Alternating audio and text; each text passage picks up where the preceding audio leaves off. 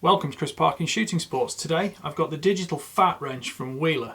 Now if we look at this acronym, FAT stands for Firearm Accurizing Torque Wrench, and to be quite factual, I take guns apart and put scopes on and things like that, all the workshop tasks very frequently, and using a torque wrench to accurize the whole setup is one of the fundamentals in how to get the best out of a gun.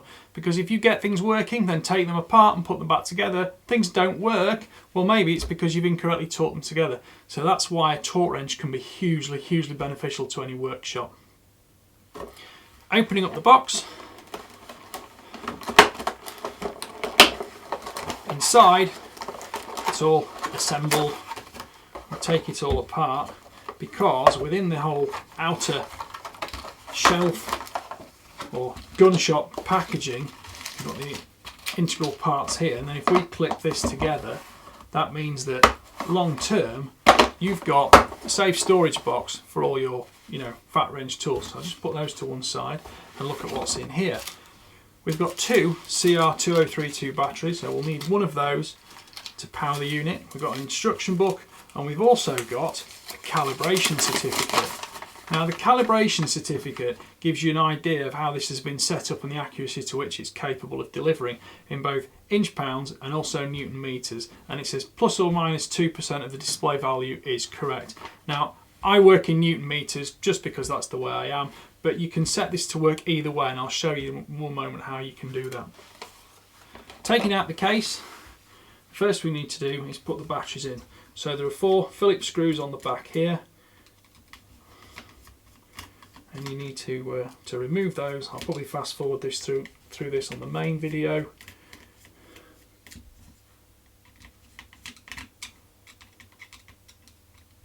The 2032 batteries are similar to the ones that most scopes use for the reticle illumination systems. Just take this battery out of its packet.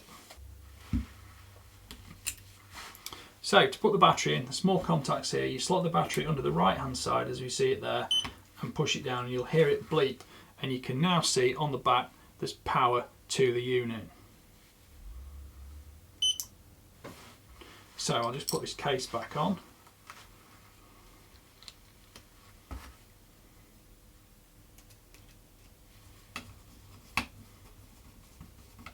Here you can see in the clamshell box there's space for any extra tools you want to add. For example, I'll probably add an extra T25 to that because it's something I use all the time.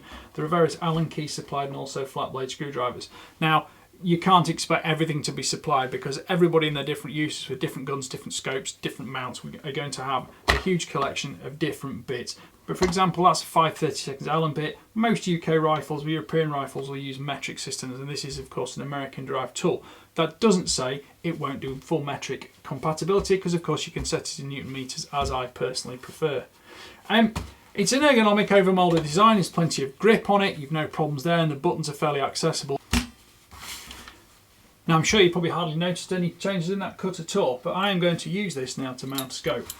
So, the Wheeler uses standard quarter drive bits. Some bits are supplied, you get some flat points and some Allen bits and a couple of Torx bits. It looks like a T15 and a T20, and I need a T25 because I'm going to be using these rings here.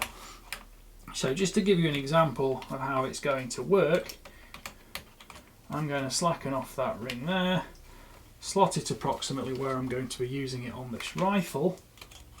Both these now need torquing to 5 Newton meters, so I've added a T25 Torx bit, which is a standard quarter drive unit.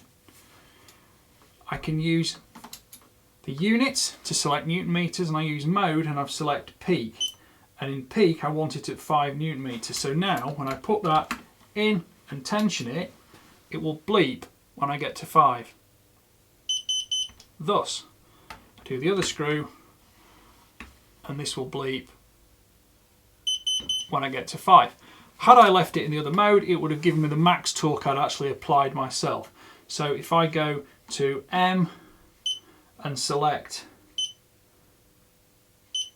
peak rather than live, peak, I can tension that and it tells me where I've actually got up to, 4 Newton meters. Now all I need to do when I put the ring tops on, so I'm going to set at 2 Newton meters, is I do exactly the same thing, but this time instead of 5 I'm going to set it at 2. Here you can see there's a calibration certificate supplied, as well as an instruction manual.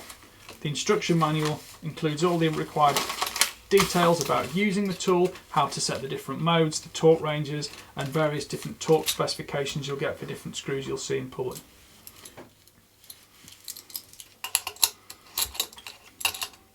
While we've got the T25 torques in, and it's set at 5 Newton meters, I'm going to put the front ring on, which fits in there.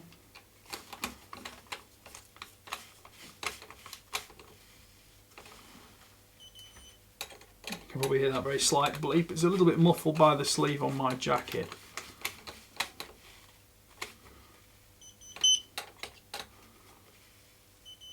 There you go. So that is now both rings set up at 5 Newton meters.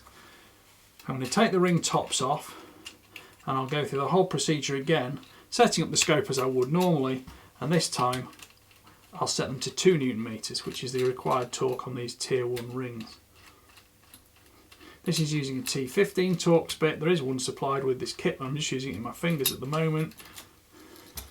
But similarly, we just take that out of there and clip this one in.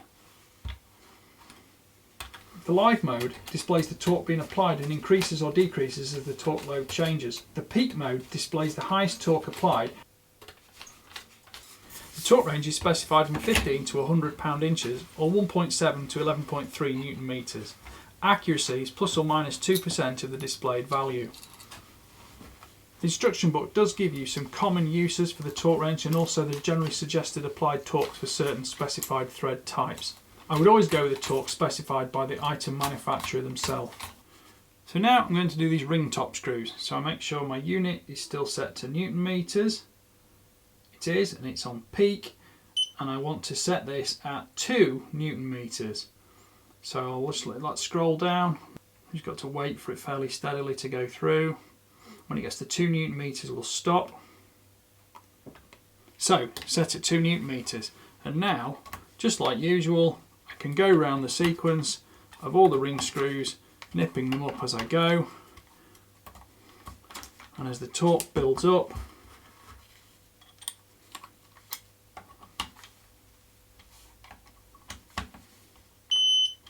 that one's now hit 2 Newton meters, so is that one.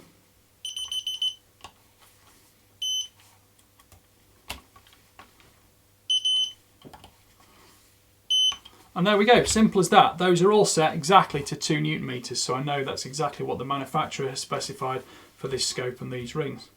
Well, I hope you've enjoyed watching that video. Please like, please subscribe, and please comment, and don't forget to click the notification bell so you can see our new weekly uploads. Thank you for watching. Bye for now.